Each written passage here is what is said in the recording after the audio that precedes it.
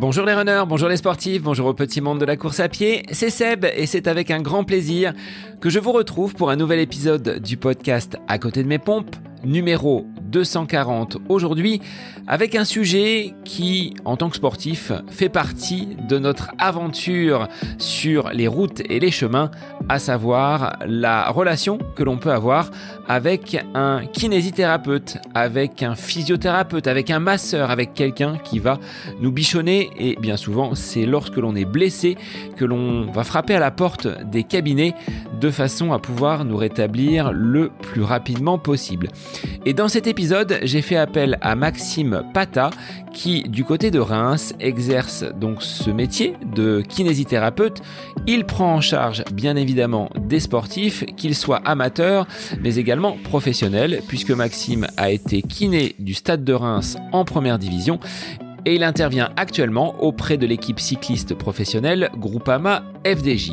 Dans cet épisode enregistré à 3 voix, puisqu'un patient de Maxime s'est greffé dans l'interview, vous le connaissez, il s'agit de Bruno, nous avons souhaité dépoussiérer cette image parfois un petit peu vieillissante et dépassée du métier de kinésithérapeute.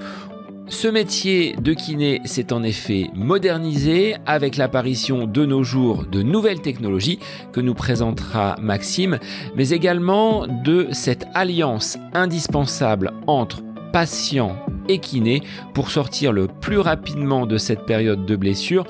Le patient sportif est désormais acteur de sa rééducation et nous verrons également avec Bruno l'importance de ces échanges entre l'athlète, le coach et le kiné.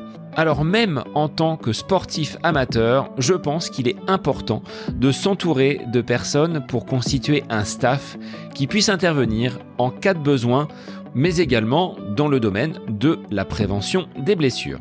Il est temps pour moi de vous laisser en compagnie de Maxime Pata ainsi que de Bruno Hobby pour ce nouvel épisode du podcast À côté de mes pompes, consacré au métier de kiné que nous allons totalement dépoussiérer et pour lequel je vous souhaite une très belle écoute.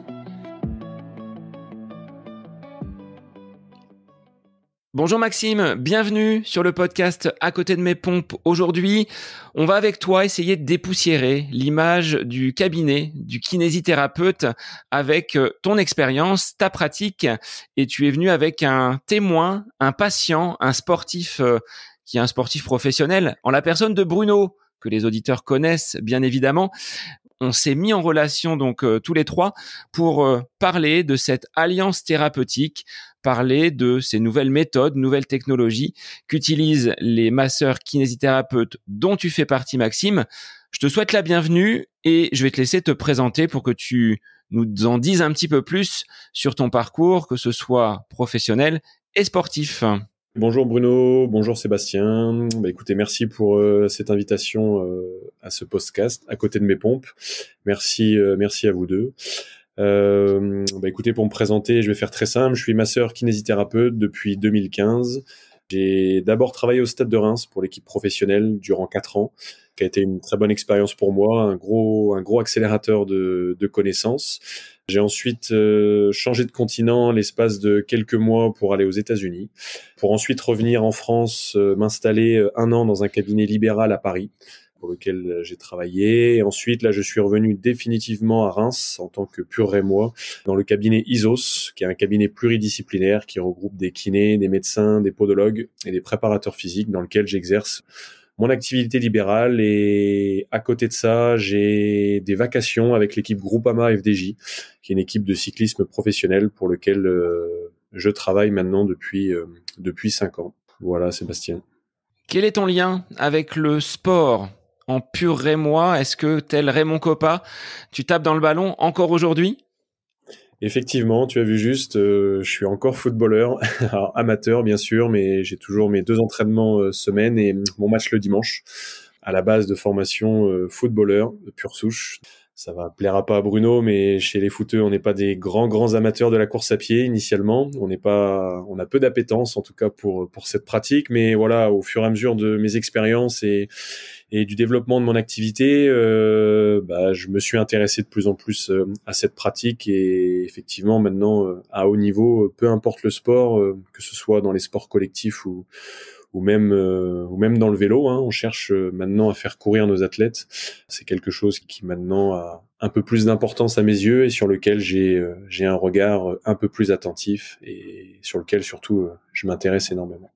Alors Maxime, toi qui es au contact de sportifs professionnels au quotidien ou presque, hein, puisque tu reviens du Tour du Pays Basque, en termes de prise en charge, est-ce qu'on va avoir le même regard sur un patient qui n'est pas sportif, un sportif amateur comme je peux l'être, un sportif de haut niveau comme Bruno qui va venir te voir avec vraiment des connaissances précises sur une potentielle blessure?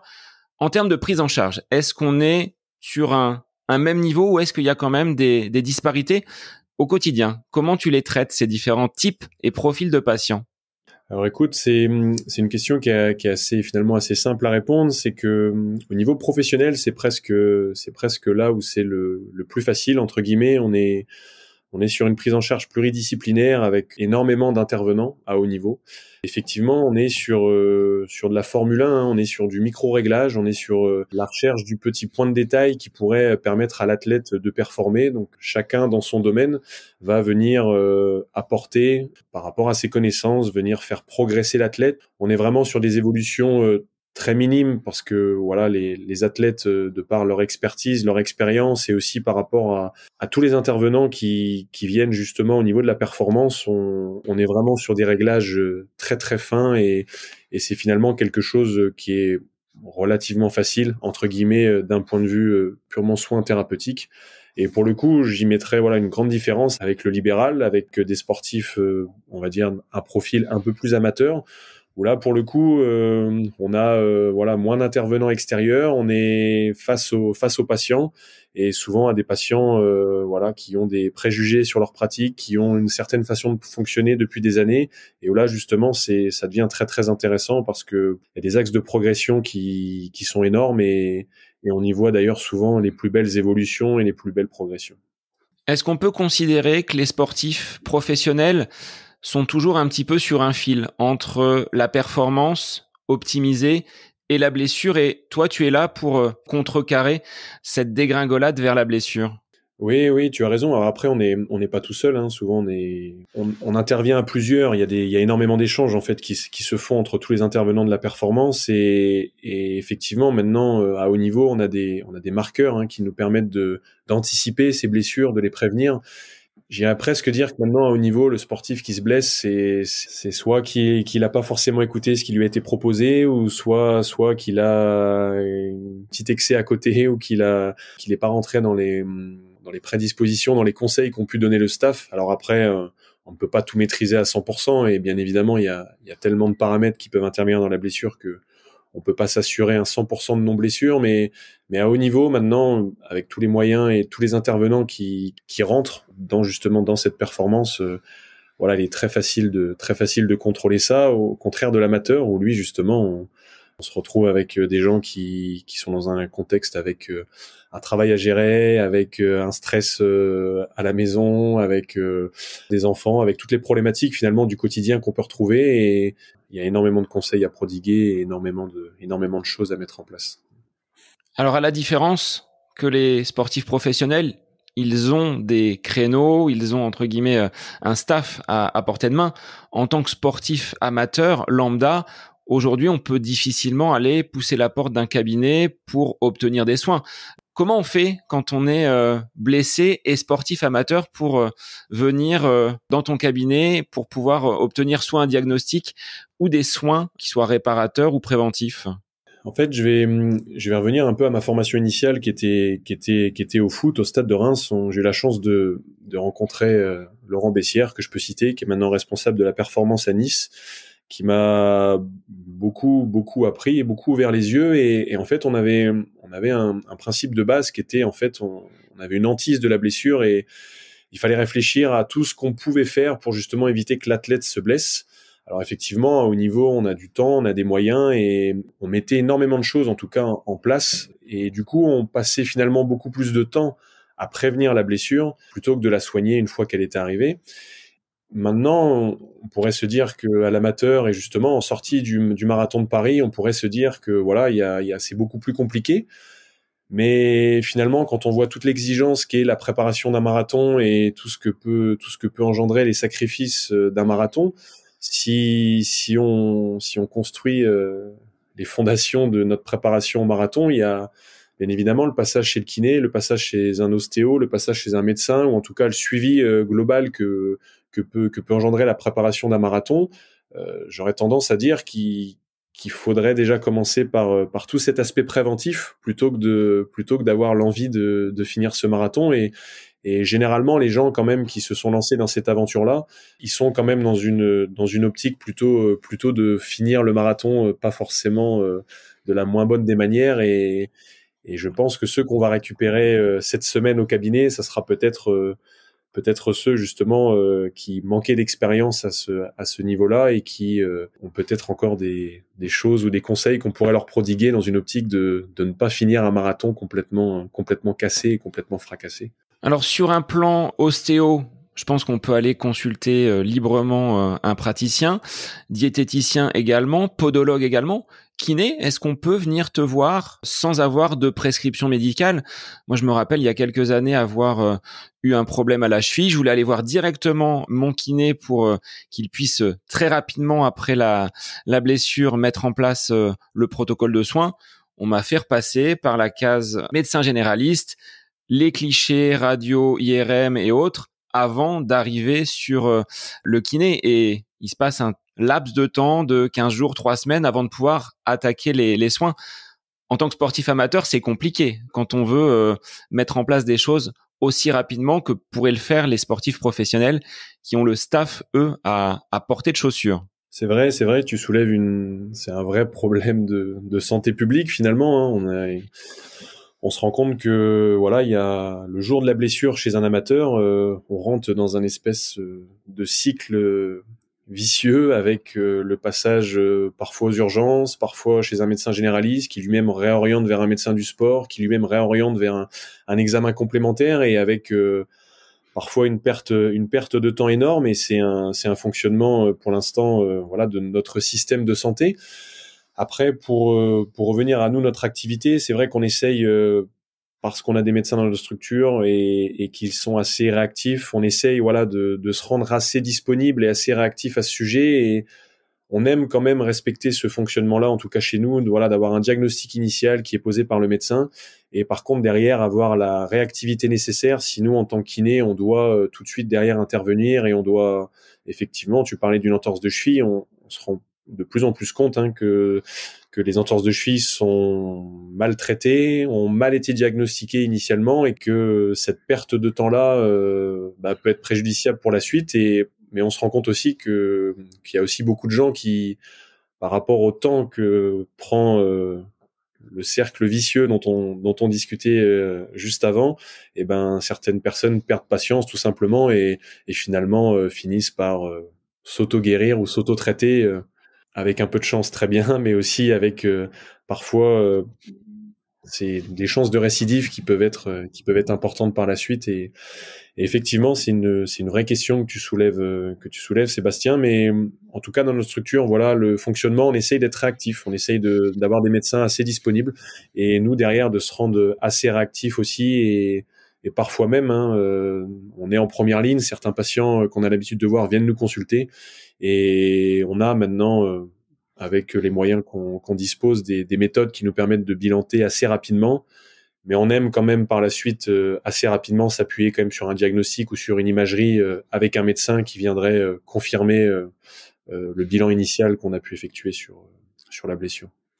Bruno, de ton côté, toi qui as brillé sous le maillot tricolore avec sans doute un staff qui était autour de toi pour te prendre en charge, est-ce que tu as cette vision que nous raconte Maxime sur cette prise en charge des patients dans ton quotidien, si tu as été toi-même blessé sur ta pratique récente de la course à pied? Oui, moi je partage complètement la vision de Maxime. C'est d'ailleurs pour ça qu'on est là tous les trois, parce que j'ai complètement adhéré à sa façon de soigner. J'ai complètement adhéré à sa façon de voir la kiné.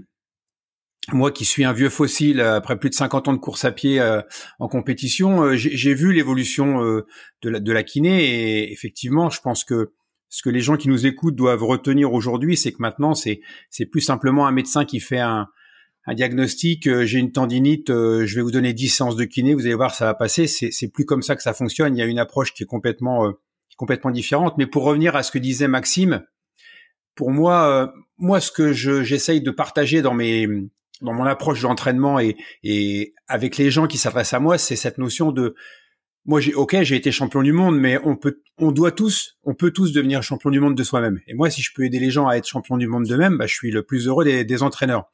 Et pour être champion du monde, il faut s'entourer, d'une équipe. Et c'est pas parce qu'on fait 5 heures au marathon de Paris, 5h30, 4 heures, peu importe d'ailleurs le temps, qu'on doit pas s'entourer. Donc moi, je dis aux gens, comme les champions que Maxime accompagne, comme les champions que moi j'ai entraînés ou que j'entraîne, entourez-vous d'une équipe et adressez-vous à des professionnels qui soient compétents. Hein. Souvent, dans le cadre des échanges que j'ai avec les gens, ils me demandent des conseils. Moi, je leur dis que je ne suis pas professionnel de santé, mais je leur dis adressez-vous à un médecin du sport qui connaît les sportifs, qui voit des sportifs. S'il fait de la course à pied, c'est mieux, parce que au moins il va ressentir ce que vous ressentez. Adressez-vous à un kiné du sport. Voilà. Donc on est complètement là-dedans. Et je pense que c'est vraiment le message qu'on peut faire passer aux gens qui nous écoutent, c'est d'essayer de s'entourer dans la mesure du possible. Parce que dans les échanges que j'ai, souvent les gens me disent « mais moi j'ai pas de ressources à proximité, j'ai pas de ressources disponibles, il y a pas forcément un médecin qui va être en capacité de s'occuper de moi, ou peut-être que le médecin du sport, l'agenda de Maxime, il est blindé, hein. Faut pas se mentir. Quand on a un professionnel compétent, il est blindé de rendez-vous, c'est compliqué de l'avoir. Maxime, je l'ai rappelé 20 fois avant qu'il m'appelle. Non, c'est pas vrai. Mais non, mais je plaisante, mais voilà, c'est donc et souvent les gens sont un peu démunis par rapport à ça. Donc moi, je sais qu'autour de Reims, oui, on a des ressources, on a tout ce qu'il faut, mais j'essaie d'expliquer aux gens, essayez de trouver autour de chez vous des gens qui soient dans cette démarche et qui soient capables de vous proposer vraiment des services, des prestations à la hauteur, et qui soient en capacité de vous donner le bon diagnostic.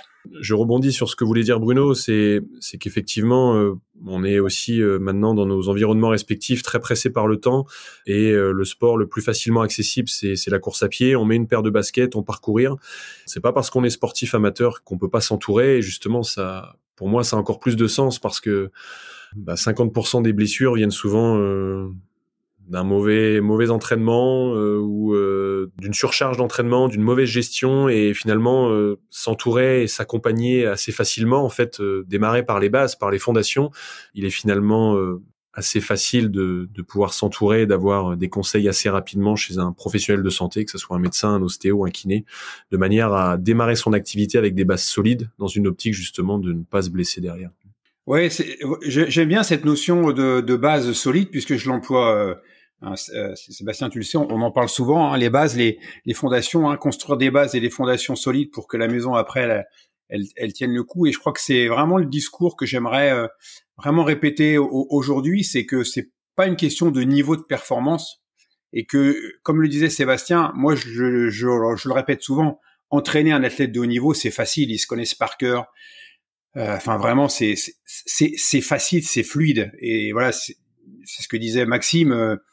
Encadrer des sportifs professionnels en cyclisme, ils savent ce qu'ils ont à faire, c'est des pros. Mais justement, là où c'est passionnant et là où il faut essayer de qu'on puisse apporter nos compétences, c'est de dire aux gens, ce n'est pas parce que vous jugez que vous n'êtes pas des sportifs professionnels, c'est pas parce que vous jugez que vous êtes des sportifs entre guillemets du dimanche que vous devez négliger toute cette partie qui est soi-disant réservée aux professionnels, et en fait non, pas du tout.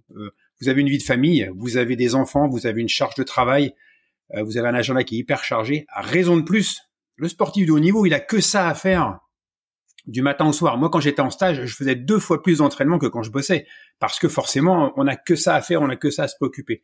Vous êtes des gens qui avaient un quotidien chargé, justement, raison de plus pour faire appel à un entraîneur compétent, raison de plus pour faire appel à des professionnels de santé compétents qui vous apporteront les bonnes réponses.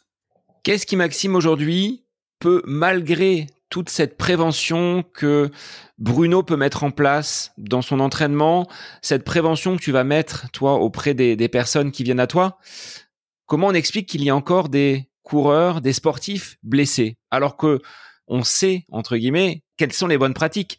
On sait justement ce qu'il faut faire pour ne pas se blesser. Qu'est-ce qui conduit un coureur à la blessure? Tu en as parlé un petit peu sur cette charge d'entraînement vraiment trop intense, peut-être trop forte à un moment donné. Est-ce que tu as d'autres conseils à transmettre pour nos auditeurs, parce que ils veulent des infos concrètes pour limiter et éloigner au maximum cette blessure de leur pratique? Ouais, c'est vrai, mais il y a une statistique, c'est pas moi qui la sors, c'est qu'il y a une blessure sur deux qui vient d'un mauvais entraînement, d'une surcharge d'entraînement, d'une mauvaise gestion de sa charge d'entraînement. On parlait tout simplement d'un retour de marathon, sans même parler de l'individu, c'est-à-dire de sa capacité musculaire, de ses prédispositions, on va dire génétiques, et de son aptitude à encaisser les efforts. On sait déjà qu'on a une blessure sur deux qui viennent d'une surcharge d'entraînement ou d'une mauvaise gestion de la charge d'entraînement. Et ça, pour le coup, Bruno y répondra mieux que moi. Et ça, en fait, tout simplement, c'est déjà des conseils que nous, on peut donner de manière très simple. Et même si les gens sont souvent au courant, quand on leur dessine sur une courbe très simple et qu'on leur montre que il y a encore 2 mois, ils couraient 10 km par semaine et que maintenant ils sont à 60 km par semaine, le corps tout simplement ne s'est pas adapté. Le corps a besoin d'adaptation et c'est souvent là la zone de blessure. Donc ça, c'est déjà des premiers conseils que nous on peut donner en tant que thérapeute, mais bien sûr des spécialistes comme Bruno en parleront mieux que nous. Et après derrière, dans notre domaine à nous, on sait aussi que la course à pied, c'est pas quelque chose non plus qui est naturel. L'être humain se met debout quand il est enfant et se met à courir de manière assez spontanée. On a tous des schémas moteurs, on a tous des aptitudes physiques, des prédispositions musculaires, et on n'est pas tous prédisposés à courir, on n'est pas tous prédisposés à ne pas se blesser ou au contraire à se blesser. Donc là-dessus, le kiné, on va dire moderne, orienté sport, a des choses justement concrètes à mettre en place, et c'est des choses qui sont dans notre cabinet maintenant assez accessibles et sur lequel on peut avoir un œil assez averti. Alors après, avec beaucoup de recul, j'ai pas la prétention de soigner 100% des blessures, mais effectivement l'évolution des méthodes et l'évolution de la recherche fait aussi que maintenant on a pas mal de paramètres sur lesquels on peut se reposer pour assurer en tout cas la prévention qui nous paraît la meilleure pour les athlètes qu'on suit à haut niveau, mais aussi à l'amateur. Bruno, sur cette charge d'entraînement bien calibrée ou pas assez justement précise, cette charge qui conduirait un sportif à se blesser, comment tu pourrais la redéfinir? Comment on peut facilement savoir que l'on est allé trop loin, que ça tire un peu de trop et que l'on va dans le mur avec cette potentielle blessure si on réduit pas le curseur? Oui, alors ça va peut-être paraître prétentieux ce que je vais dire, mais je suis rarement confronté à ça parce que justement, avec le principe de précaution, avec le principe de progressivité, avec le fait d'avoir des retours réguliers avec les athlètes et d'adapter en permanence la charge d'entraînement, on arrive rarement, pour ne pas dire jamais, à ce stade douloureux ou à ce stade de blessure. Si on est vraiment en relation avec l'athlète, si on a réfléchi à la charge d'entraînement en fonction du contexte spécifique du coureur, on n'entraîne pas quelqu'un qui est assis derrière une chaise de bureau, derrière un ordinateur, de la même manière que quelqu'un qui tient un marteau-piqueur pendant des heures. Alors je prends les exemples extrêmes forcément et caricaturaux, mais n'empêche que c'est comme ça que ça se passe. Et c'est la même chose d'ailleurs pour Maxime quand il reçoit un patient. Donc si on a vraiment de l'écoute et de l'échange, la charge d'entraînement, elle va être progressivement montée, adaptée aux sportifs, et on ne doit jamais arriver à ce stade de la douleur ou de la blessure, ou si ça apparaît, on va rectifier tout de suite. Et Dieu sait que moi, je suis dans des sports où parfois on entraîne des gens pour courir 100 km et 24 heures. Ce week-end, j'avais 2 personnes qui ont couru pendant 24 heures, des gens qui sont de parfaits amateurs. Donc là, la charge d'entraînement, elle est colossale au regard de l'effort à prévoir. Donc normalement, si le plan d'entraînement est bien construit, on ne devrait pas arriver à ce stade de la blessure. Et tout doit être fait, tout est fait. Moi, ma hantise, Maxime en parlait, ma hantise, c'est la blessure du coureur. Quand un coureur se blesse, je me sens responsable. Je prends cette part à moi en me disant, il y a quelque chose que j'ai mal fait. Mais ce que j'aimerais bien dire, si on veut essayer de retenir les choses, j'aimerais vraiment que les gens se disent, et je le répète tout le temps, que la blessure n'arrive jamais par hasard. Une blessure, c'est qu'on a merdé quelque part. Maxime l'a dit au début, c'est qu'il y a quelque chose qui s'est mal passé. C'est que la charge d'entraînement a été trop importante. Souvent, la montée en charge trop rapide. C'est ça qui se passe. Hein. Le profil lambda, le profil du coureur, c'est ça. Hein. C'est je me mets à courir, je progresse très vite parce que forcément, quoi qu'on fasse, on va progresser. Et puis, la charge d'entraînement augmente très, très vite, beaucoup trop vite. Et puis, voilà...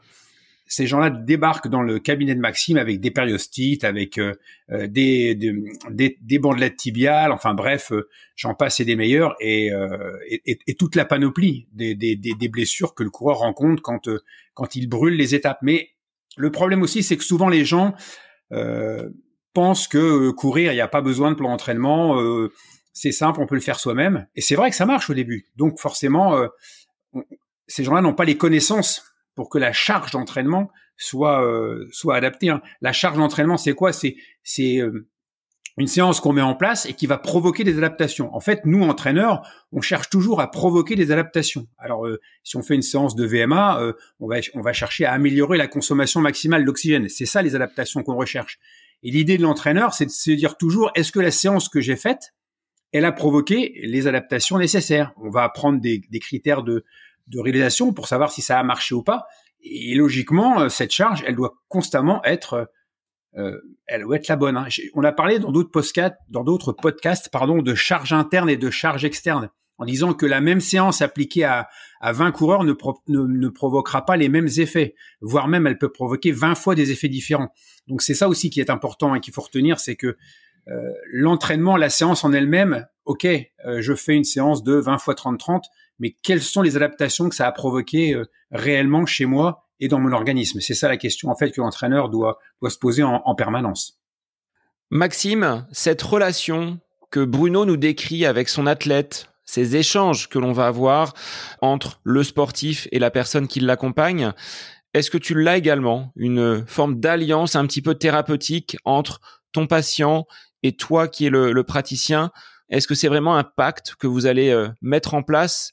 Toi, tu donnes des consignes, le patient va également avoir peut-être un petit bout de chemin à faire pour que tous les deux, ça puisse matcher. Oui, bien sûr, tu as raison. Après, c'est une fois de plus, j'ai pas cette prétention de pouvoir assurer au patient de soigner à 100% sa blessure.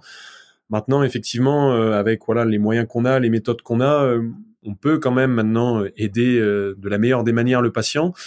Il faut aussi que ce patient-là, on le rende acteur et surtout qu'il comprenne pourquoi on l'amène vers ça, pourquoi on lui propose cette rééducation-là. Mais ça, on le voit aussi à haut niveau, c'est-à-dire que les athlètes, ils ont besoin de comprendre ça, ils ont besoin de comprendre pourquoi on leur propose cet exercice-là et un patient, un amateur qui va courir 10 kilomètres, je pense que c'est important aussi qu'il comprenne pourquoi on lui fait faire ça et l'intérêt que ça a pour lui. Et parfois, on a toujours l'impression que ces conseils-là sont réservés essentiellement à haut niveau, mais finalement, pourquoi pas aussi à l'amateur et pourquoi pas profiter de certaines choses qui sont assez simples et assez faciles à mettre en place. On parlait aussi de la prise en charge pluridisciplinaire. J'ai eu la chance de travailler avec un médecin au Stade de Reims qui disait toujours je suis pas le meilleur des médecins, par contre je m'assure d'avoir autour de moi un réseau qui sera le meilleur possible. Et je trouve que le kiné moderne aussi, entre guillemets, pour le citer comme ça, ça rentre dans ce cas de figure-là, c'est-à-dire que certaines problématiques ou certains axes sur lesquels je vais me sentir un peu moins à l'aise, il faut pas hésiter à justement à orienter ou justement à venir ajuster. Par exemple, pour rentrer dans un exemple très concret, quelqu'un qui aurait des tendinopathies chroniques et qui dans ma partie kiné serait entre guillemets dans les clous et où pour moi le travail est fait. mais par contre qu'il y a une alimentation au travers des échanges, au travers des discussions qu'on peut avoir qui me semblent pas forcément adaptées à sa pratique. Il faut surtout pas avoir peur de le réorienter vers ça. Et justement, c'est des choses avec lesquelles je peux parler avec lui. J'ai envie de lui faire comprendre le message. J'ai envie qu'il comprenne pourquoi je veux l'orienter vers cette personne-là. Mais je vais pas m'inventer nutritionniste ou je vais pas m'inventer diététicien. Pour ça, il faut pas hésiter à, voilà, en fonction des axes ou des prédispositions, et si on se cantonne tout simplement à la phase kiné et dire voilà, je vais renforcer mon pied, je vais modifier ma cadence, je vais renforcer mes fessiers, je vais axer tel ou type de travail, et que finalement ce patient-là a toujours des douleurs qui persistent. Il faut aussi avoir cette ouverture d'esprit et avoir ce réseau et qui permet justement de réorienter aussi assez facilement et de manière à en fait sortir le patient de sa blessure. Et justement, pour revenir à ta question initiale, ce pacte qu'on s'était fixé en début de traitement, moi mon idée c'est celle-ci, c'est de voir le patient le moins de fois possible et surtout qu'il guérisse le plus rapidement possible. Donc si dans ma partie à moi je peux l'aider, bien évidemment que je vais tout faire pour l'aider, et si je dois m'aider d'autres professionnels de santé pour que notre pacte aille au bout, j'hésiterai pas une seule seconde. Est-ce que tu pourrais définir, parce qu'on ne l'a pas fait depuis ce début d'épisode, ce que tu entends toi par blessure? Et Bruno nous donnera également sa définition. Bruno parlait de charge interne, de charge externe. Effectivement, on a tous des prédispositions à la blessure. Et pour moi, la blessure, elle intervient lorsque la charge extérieure qu'on va venir appliquer sur une structure, qu'elle soit articulaire, osseuse, tendineuse, ligamentaire, va être trop importante par rapport à ce que l'individu est capable de supporter ou est capable de digérer. On parlait de course à pied, l'arrivée très simple d'une périostite. Cette blessure-là, c'est souvent une charge qui a été trop importante à un moment donné. L'athlète ressent une gêne à un endroit précis, et là, on peut commencer à parler de blessure à ce moment-là. Cette charge-là, elle est différente à tout le monde puisque chacun a des adaptations particulières, chacun a des prédispositions à. La blessure, finalement, reste assez individuelle. Un athlète, Bruno en parlait tout à l'heure, sur 20 athlètes, certains vont avoir plus de prédisposition à telle blessure et d'autres vont avoir plus de prédisposition à une autre blessure. Donc elle est finalement différente en fonction de l'individu, et pour ça, je pense qu'il faut aussi sortir de ce cadre-là. On peut pas mettre tout le monde dans le même schéma et dire voilà, vous avez telle blessure, donc c'est forcément l'origine c'est celle-ci, ou l'origine c'est celle-ci, ou c'est forcément cette blessure-là. Chacun est différent. Il faut maintenant individualiser de plus en plus. C'est aussi important de fonctionner comme ça, pas mettre tout le monde dans les mêmes cases et poser le beau diagnostic initialement pour justement pas se tromper dans la suite de la rééducation. Bruno, de ton côté, quelle serait la définition de la blessure? Même si on a compris, tu la mets loin, c'est la hantise du coach avec un plan d'entraînement calibré, individualisé. On l'a déjà dit, on va potentiellement limiter grandement l'arrivée de ces bobos et de ces blessures. Ouais, écoute Seb, je crois que tu as utilisé le terme de limite. Je pense que pour moi, la blessure, c'est quand on a justement atteint et dépassé les limites de ce que l'organisme est en capacité de supporter. Maxime vient de le dire, on est tous différents, donc la blessure pour l'un elle n'est pas la blessure pour l'autre. Donc voilà, pour moi c'est vraiment la limite. Après il y a différents types de blessures. Je suis pas professionnel, donc je vais pas m'attarder là-dessus, mais je me rappelle d'une phrase que disait Nicolas Morel, qui fait partie des médecins auxquels moi je fais appel quand j'ai des petits bobos, ou quand il faut donner une recommandation, qui me disait cette douleur-là. J'adorais cette phrase et je pense que c'est rigolo de la replacer maintenant. Cette douleur-là, il faut la traiter avec mépris. J'aimais bien cette phrase, je trouvais ça très très drôle. Je pense qu'il y a différents types de douleurs, et ça Maxime l'expliquera mieux que moi.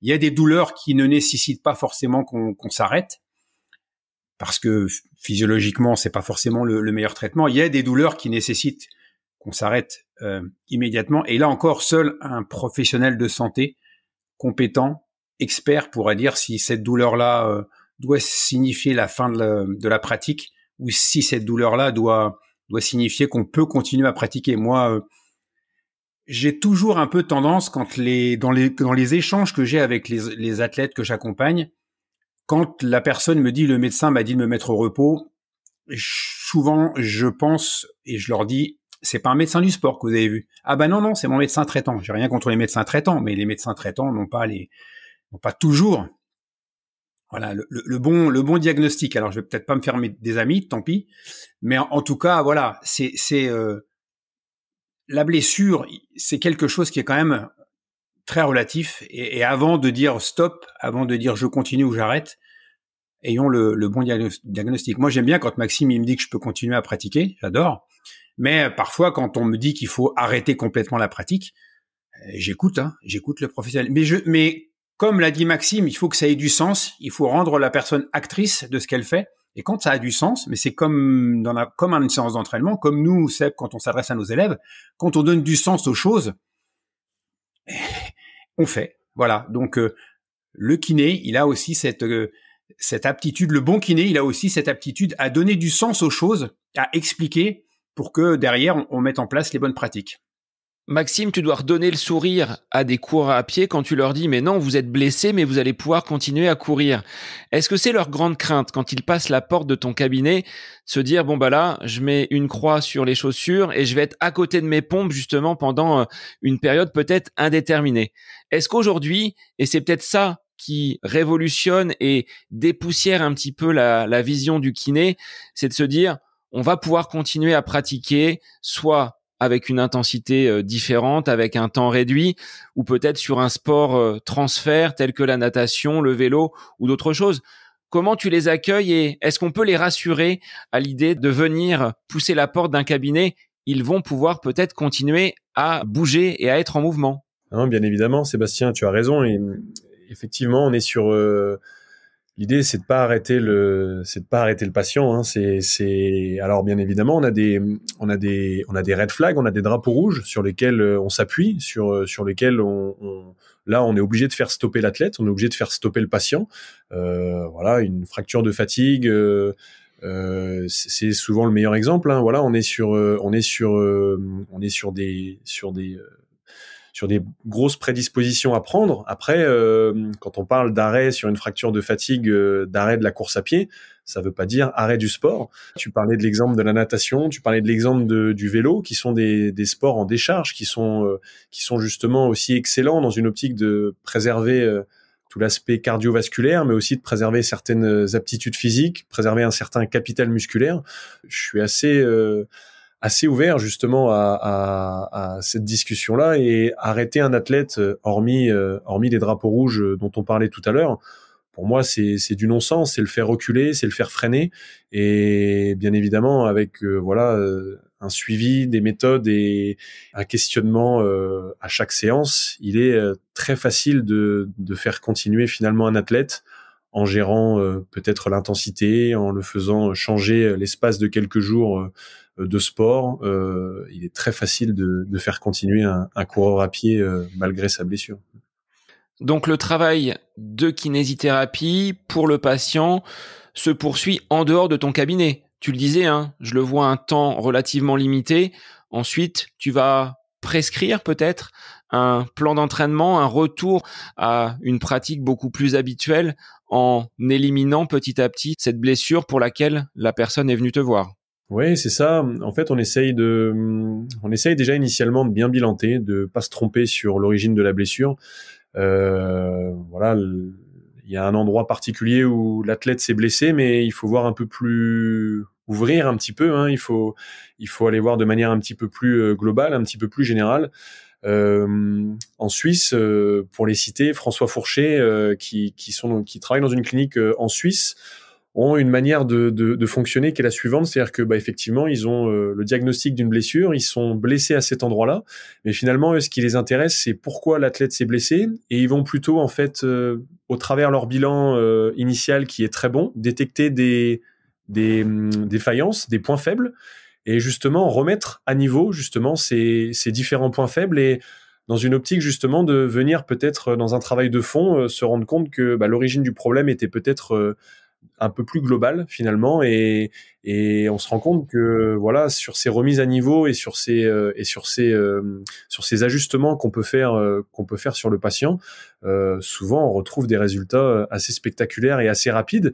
Et à partir du moment où le patient l'a bien compris, l'a bien intégré, qu'il a compris que les exercices qu'on lui avait donnés ou que certains axes de travail étaient importants pour lui, on l'invite dans sa semaine à essayer de trouver un moment, voilà, en fonction de son agenda, justement pour venir travailler ces faiblesses-là, pour venir travailler ses points faibles, et dans une optique de diminuer sa blessure, voire même de la faire disparaître, et de manière à aussi la prévenir, parce que si le point d'entrée venait de ces différents points de faiblesse-là, et qu'il les a corrigés et qu'il l'a compris pourquoi il devait les corriger, généralement il va y prendre goût, il va aussi garder un certain entretien, que ce soit quotidien, mensuel ou même sur l'année, et qui normalement doit lui permettre de prévenir cette blessure.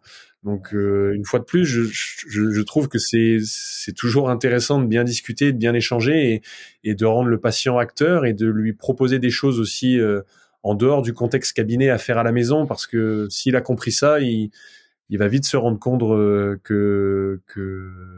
qu'il se blessera moins, ou en tout cas qu'il aura moins de chances de se blesser, et il finira par y trouver ne serait-ce que 10 minutes, un quart d'heure pour pouvoir travailler ça sur la semaine ou sur le mois. Donc effectivement, c'est la kiné telle qu'on pouvait la voir à une certaine époque peut changer aussi sur cet aspect-là. C'est moi, moins je vois les gens au cabinet et plus vite ils sont remis sur pied, plus je suis content pour eux, et mieux le job a été fait. Donc des séances à rallonge sur certaines pathologies, parfois c'est vrai que ça peut poser problématique, et ça pourrait poser question sur vraiment le fonctionnement de notre métier. Mais je pense que les nouvelles générations pensent de plus en plus comme je viens de l'expliquer, et je pense qu'il faut tendre vers ça. Je pense qu'il faut discuter, échanger, essayer d'amener les patients le plus possible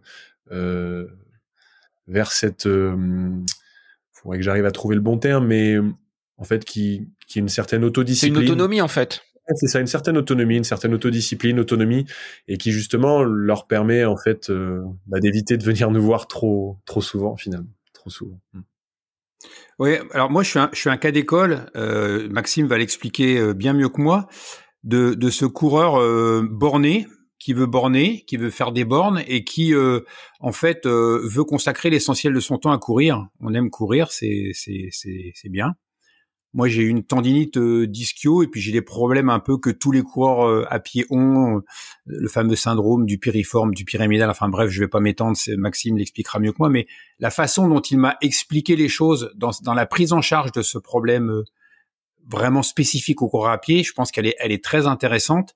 Et Maxime, bon, je vais laisser la parole à Maxime pour expliquer beaucoup mieux que moi toute cette mise en place, mais j'ai compris grâce à lui que justement il s'agit pas d'arriver, j'ai mal à la fesse, je soigne la fesse, je m'en vais, ça y est, c'est miraculeux. Non, c'est pas comme ça que ça se passe. Il y a toute une prise en charge autour. Il y a plein de choses qu'on ignore, de masse musculaire, de choses qui sont mises en jeu dans une course, dans un mouvement de course à pied, et que on doit être en mesure de travailler aussi pour une harmonie complète de la chaîne musculaire en question. Alors, je laisse la parole à Maxime, parce que la façon dont il a traité, ou dont il traite encore d'ailleurs, ce problème qui est un problème que tous les coureurs à pied ont, ou presque, est intéressante à mon avis pour illustrer justement cette kiné moderne.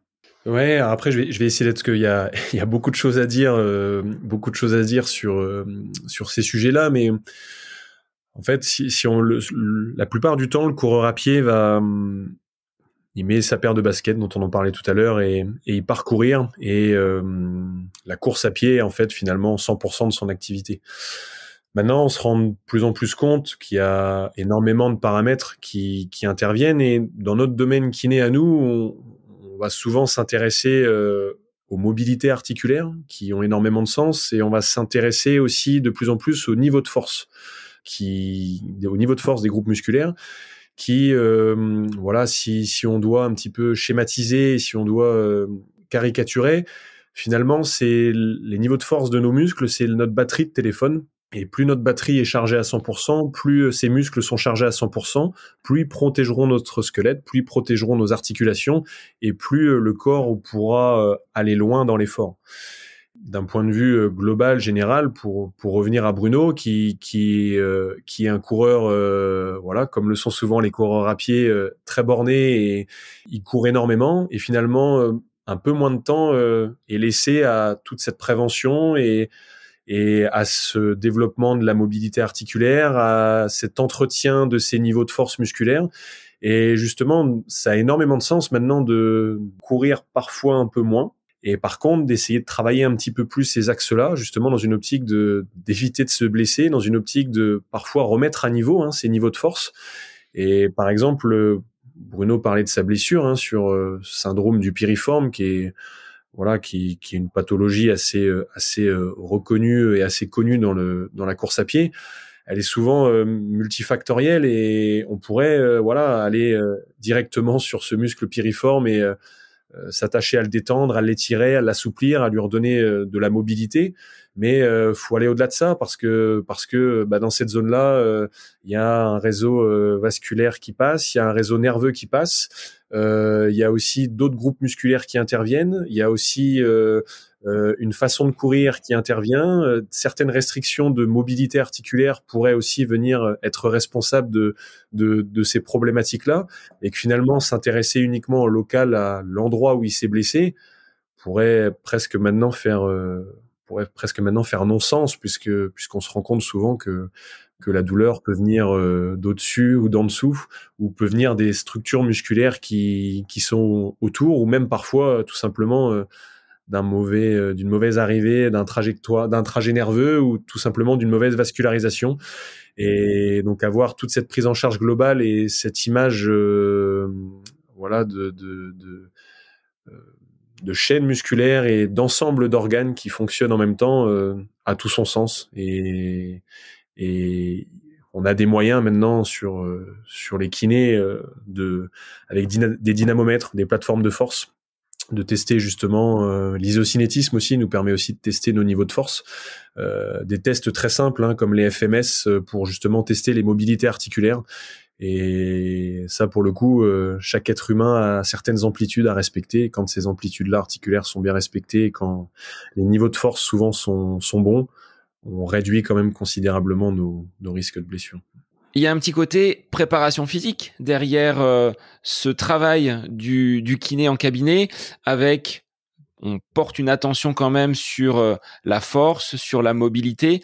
Est-ce que ça nécessite un passage pour tes patients vers une salle de sport, ou est-ce qu'au poids de corps, on peut déjà faire travailler ces athlètes qui sont en situation de blessure sur quelques semaines, voire de le garder à terme avec ce besoin de mobilité, et de l'intégrer dans l'entraînement, et de ne pas forcément vouloir courir à tout prix, de se diversifier et de voir un petit peu ce qui se passe à côté comme autre sport pour renforcer sa structure corporelle. Ça peut être le bon choix.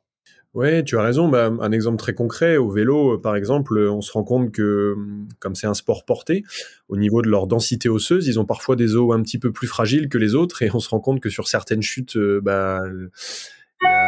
ça casse de manière beaucoup plus rapidement, et justement de les faire courir, de mettre de l'impact justement sur ces structures osseuses, permet justement de rendre les os plus forts, mais aussi les structures articulaires, les structures musculaires qui les entourent.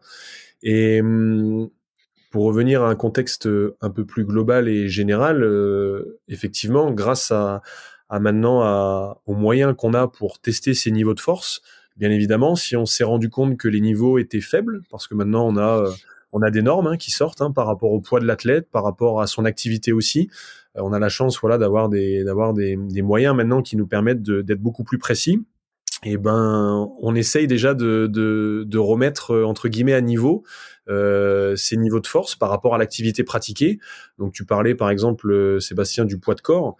voilà, effectivement, le poids de corps pourrait être quelque chose qui pourrait déjà être un bon début de travail. Maintenant, on se rend de plus en plus compte que il faut aussi aller au-delà du poids de corps, que pour développer de la force, il faut justement commencer à mettre un poids beaucoup plus conséquent que par rapport à son propre poids de corps.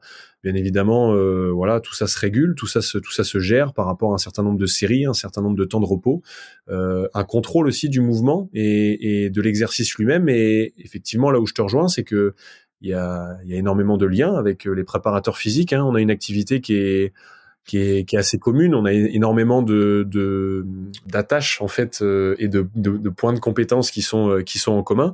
Mais un kiné, hein, s'il a été formé à ça, s'il a un œil attentif à ça, peut déjà être un premier relais pour développer ça et pour venir corriger justement ces points faibles là, et sans forcément faire appel dans un second temps à un préparateur physique, d'être déjà bien bilanté, d'avoir décelé ses points de faiblesse et d'avoir les exercices qui nous permettent de corriger ça. Un kiné orienté sport doit être capable de ça, doit être capable de gérer ces aspects-là. On l'évoquait tout à l'heure, hein, le métier de masseur kinésithérapeute. Aujourd'hui, est-ce que tu pratiques encore cette thérapie manuelle? Je dirais qu'il y a eu 2 ou 3 évolutions dans ce métier de la kinésithérapie, avec les kinés à l'ancienne qui nous mettaient sur les tables un peu d'huile sur les mains et en avant pour martyriser et triturer les muscles. Et après, il y a eu toute cette génération avec les ultrasons, les ondes de choc, la cryothérapie, l'électrostimulation. Aujourd'hui, tu te sers peut-être un petit peu de ces différents outils-là. Il y a une approche beaucoup plus fine et personnalisée, comme tu le disais tout à l'heure. Ouais, effectivement, mais il y a même 2 courants, hein, qui se séparent maintenant sur la jeune génération. Il y a même un courant qui est assez extrémiste, c'est-à-dire que certains jugent qu'il ne faut même plus toucher le patient et que voilà, avec un programme bien établi et des exercices bien définis, on doit être capable de soigner les blessures. Et inversement, il y a aussi cette ancienne génération dont tu parlais, qui elle était beaucoup plus manuelle, beaucoup plus dans le toucher, beaucoup plus dans le ressenti. Pour moi, en fait, qui a répondu dans ta question, c'est un juste milieu à trouver entre ces 2 aspects-là. C'est une trousse à outils. On a énormément d'éléments maintenant qui nous permettent de traiter nos patients. Il faut effectuer un bilan qui est le plus précis possible initialement. Et ensuite, sous un fonctionnement de système un petit peu entonnoir, affiner le diagnostic, et une fois que la pathologie est bien définie et qu'on a établi un petit peu le protocole, se servir dans ce protocole-là des différents outils dont on a besoin pour traiter le patient. Donc ça peut être tout simplement du travail sur table, de la thérapie manuelle, ça peut être des outils, tu parlais d'électrostimulation, l'électrostimulation effectivement, en fonction de la façon dont tu l'utilises, elle peut avoir encore parfois tout son sens, notamment dans ces histoires d'AMI sur les ligaments croisés. Mais on peut aussi utiliser d'autres méthodes qui, eux, vont être un petit peu plus orientées préparation physique, mais où là, pour le coup, on aura moins touché le patient.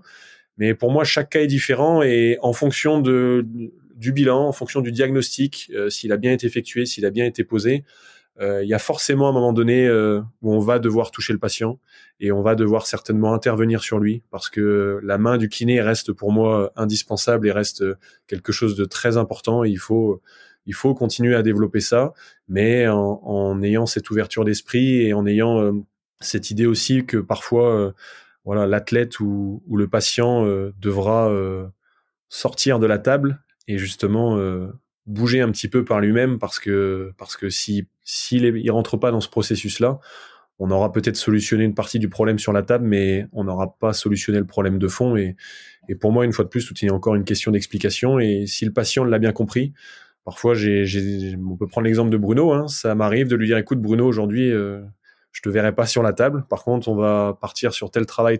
Et inversement, lui dire, écoute Bruno, par rapport à ton ressenti, par rapport à ce que tu viens de me dire aujourd'hui, je pense que c'est moi qui vais bosser, entre guillemets, et on va passer un peu plus de temps sur la table aujourd'hui. Donc, pour répondre à ta question, il faut trouver un juste milieu entre ça.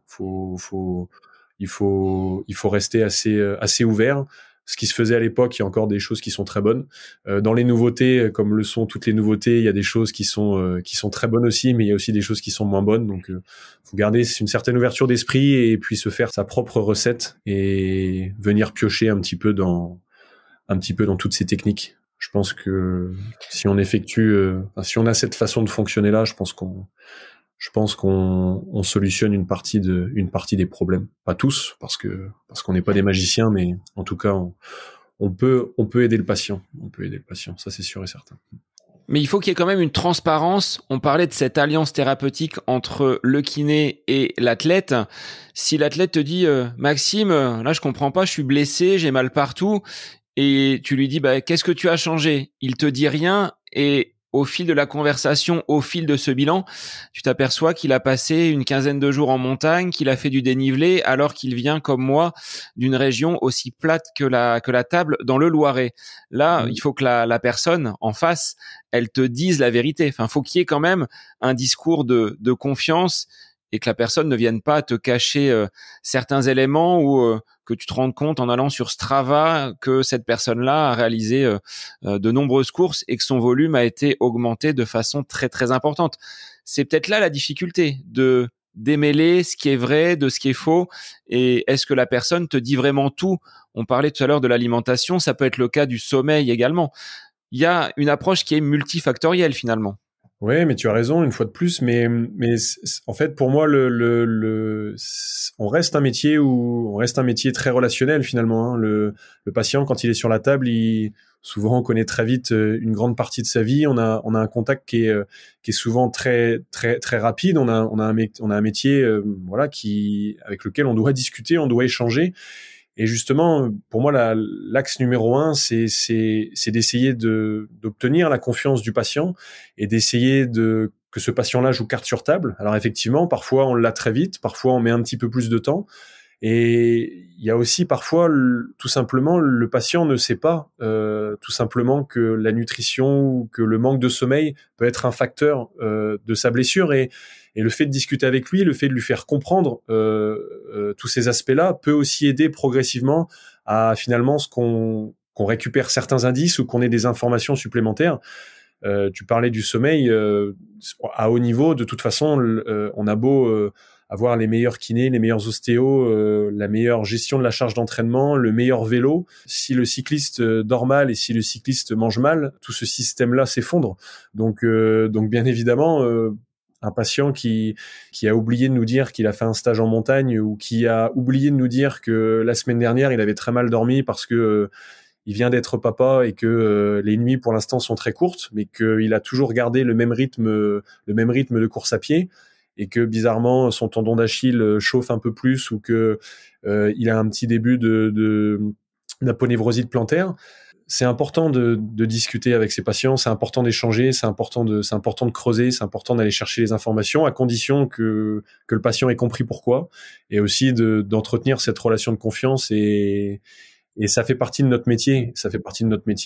On aura beau être le meilleur thérapeute, le meilleur ostéo, le meilleur préparateur physique, s'il y a aucun échange qui est fait et si carte sur table entre guillemets n'a pas été mise par le patient et par le kiné, il n'est pas impossible qu'on se retrouve à un moment donné face à un mur et à une certaine problématique qu'on n'arrive pas à résoudre.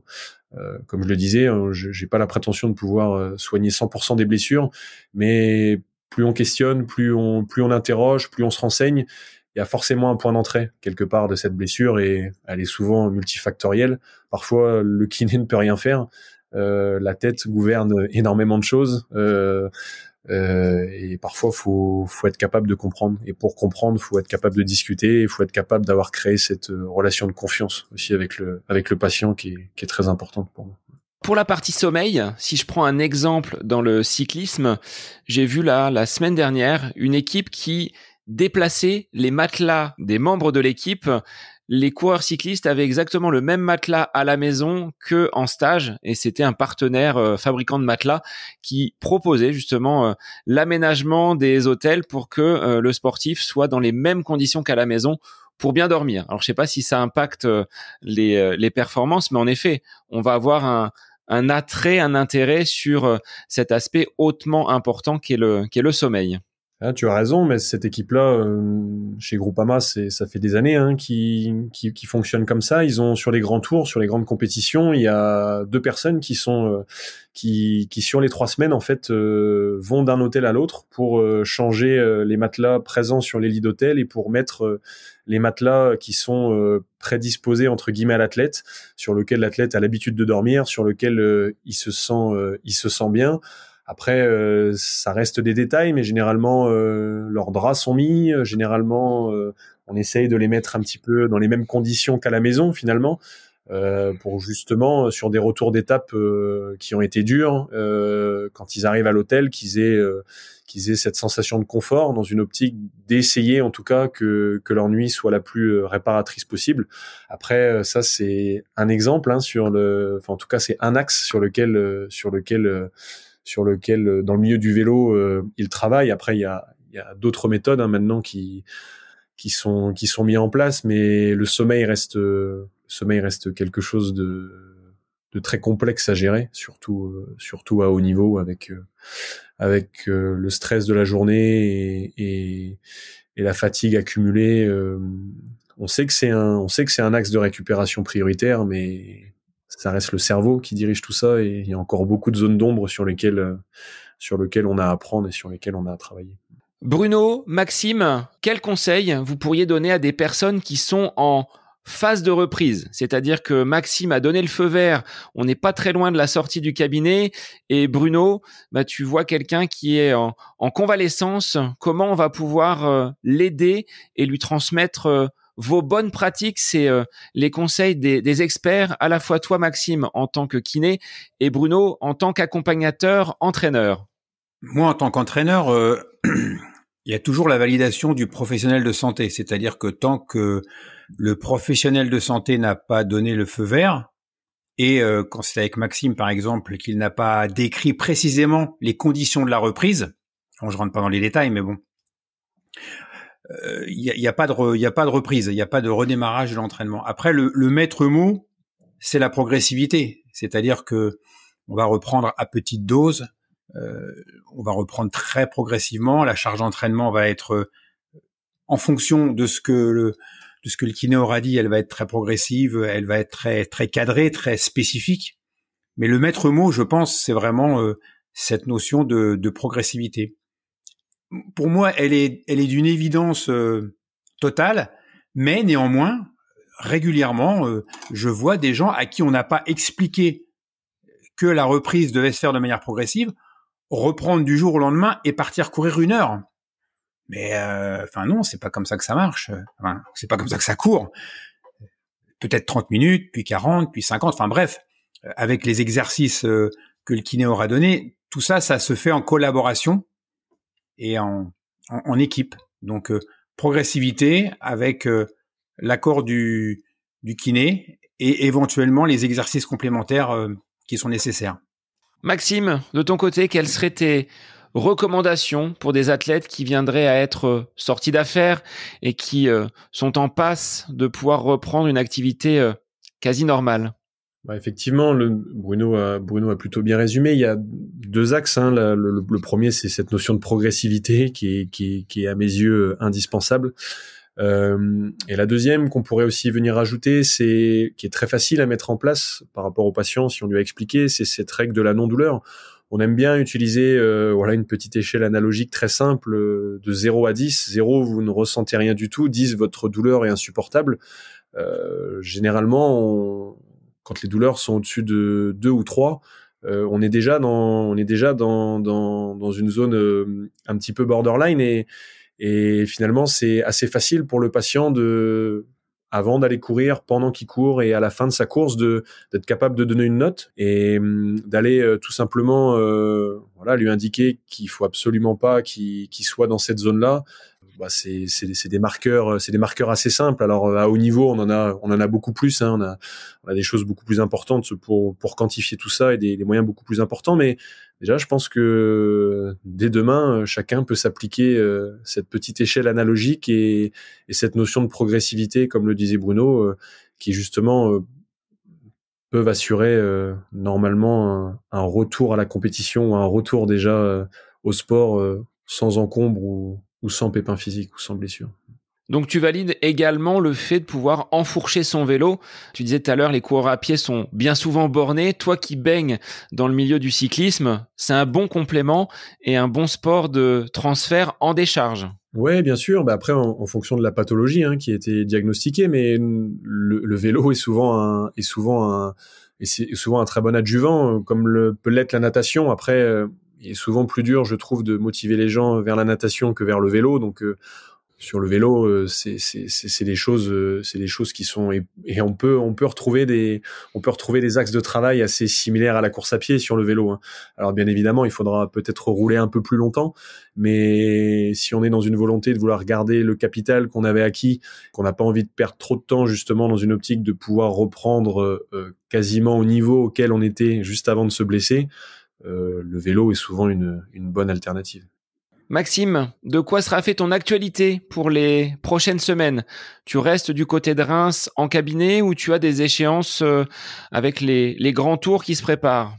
Sur le mois d'avril, pour l'instant, je serai entièrement sur Reims, de retour au cabinet. Au mois de mai, j'ai un stage en altitude avec l'équipe Groupama où on prépare le Tour de France. Donc on a généralement les coureurs présélectionnés au Tour de France et je pars pour une quinzaine de jours en haut du volcan Teide sur les îles Canaries à Tenerife où on a l'habitude de faire nos camps d'entraînement là-bas. Donc voilà pour les dernières nouveautés et pour le programme de ces 2 prochains mois.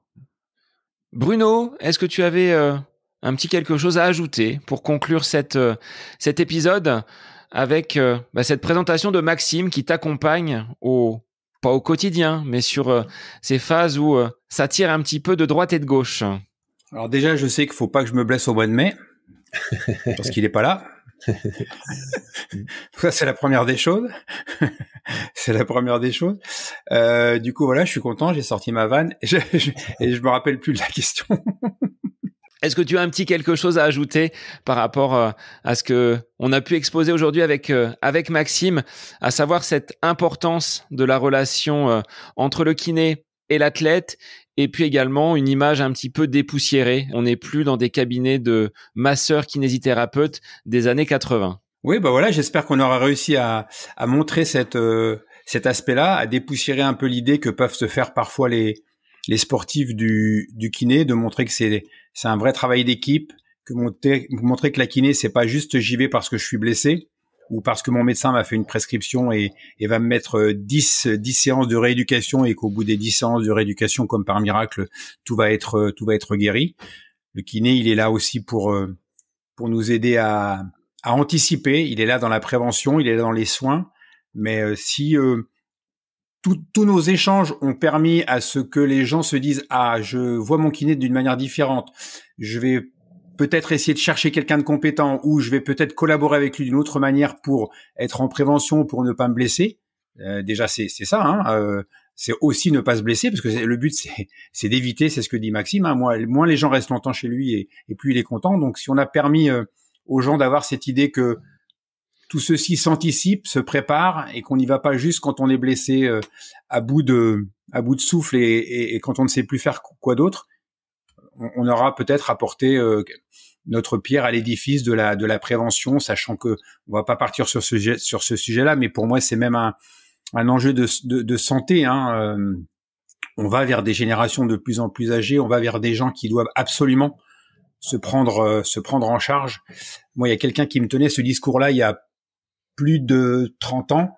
Il s'appelle Christophe Geoffroy. C'était mon kiné à l'époque. Il a fait un passage à lui avec l'équipe de France de foot et il était déjà, et il est toujours d'ailleurs dans la prévention. Donc, je lui fais un petit coucou je sais pas s'il écoutera ce podcast, mais je lui fais un petit coucou. Maintenant, c'est Maxime qui est mon kiné et qui a remplacé Christophe. Il le fait très bien, mais ouais. J'espère qu'on aura réussi à éveiller tous les gens à ce sujet qui est très très important de la santé. Alors Maxime, même si je remettrai tes coordonnées dans les notes de l'épisode, est-ce que tu peux indiquer aux auditeurs à quel endroit, s'ils se trouvent du côté de Reims, on peut te retrouver et venir poser peut-être un rendez-vous sur une liste d'attente, parce que les créneaux doivent être très très serrés. Ouais, écoute, c'est assez simple. Le cabinet ISO, c'est situé à Tinqueux, au 10 avenue du 29 août 1944. Et les systèmes de prise de rendez-vous sont assez simples. On a un site internet qui est relativement bien fait, où les prises de rendez-vous se font directement via un petit formulaire qui tombe dans nos boîtes mail. Et dès qu'on a une place qui se libère, dès qu'on a un peu de temps, on essaye de répondre aux patients et surtout de se rendre le plus disponible pour les patients qu'on peut avoir au cabinet. On essaye là-dessus d'être assez réactif. Et justement, on est dans le domaine du sport et souvent on n'a pas trop le temps d'attendre. On s'est blessé, il faut être réactif et voilà, on s'engage à être le plus réactif possible. Après derrière, en termes de délai, c'est effectivement, je peux pas m'engager. Par contre, je peux pas m'engager. Eh bien, merci Maxime, parce qu'en ce lundi matin, au lendemain du marathon, peut-être que ta boîte mail et ta messagerie audio sont pleines avec des sportifs qui sont peut-être dans l'attente d'un rendez-vous. Merci d'avoir pris de ton temps pour échanger sur cette image du kiné qui est à dépoussiérer totalement, et l'importance, on l'a vu avec Bruno que tu accompagnes dans les soins, de cette alliance entre le thérapeute et l'athlète. Donc, un grand merci à vous. Merci à toi Sébastien, écoute, pour cette invitation, et puis voilà, effectivement, j'espère qu'on aura permis de dépoussiérer un petit peu cette image du masseur kinésithérapeute, et puis pourquoi pas Sébastien, au plaisir sur un autre épisode de rentrer peut-être un petit peu plus en détail sur les différents moyens de tester et de bilanter un athlète. Ça pourrait peut-être être une suite intéressante, je pense. Avec plaisir, et peut-être si tu es de passage avec l'équipe FDJ du côté d'Orléans, vous faites étape le 9 juillet du côté de la Cité Joannique, donc peut-être au plaisir de te croiser si tu es dans les hôtels ou à proximité de la ligne de départ. Avec plaisir Sébastien. Et pour les auditeurs, on vous retrouve très vite pour un nouvel épisode du podcast À côté de mes pompes. Bonne semaine à vous. J'espère que cet épisode avec invité vous aura plu. Je vous remercie infiniment de votre écoute. Pour faire remonter le podcast dans les classements, je vous invite à laisser une petite évaluation sur Apple Podcast, 5 étoiles, un petit commentaire, ça me fera énormément plaisir et vous permettrez au podcast d'être remonté, diffusé, déployé sur ces différentes plateformes de façon plus importante encore qu'il n'est actuellement. Et puis je vous invite à me retrouver sur les différents réseaux, Facebook, Instagram. Laissez votre petit message, votre commentaire, ça me fait plaisir d'échanger avec vous. Si vous avez des questions, si vous voulez échanger sur quelconque sujet en lien avec la course à pied, mais pas que, parce que le sport c'est une philosophie de vie et c'est une passion qui nous anime de façon commune, donc n'hésitez pas à venir échanger avec moi. Sur ce, je vous souhaite une bonne fin de semaine, un bon week-end, et je vous dis à la semaine prochaine pour un nouvel épisode du podcast À côté de mes pompes.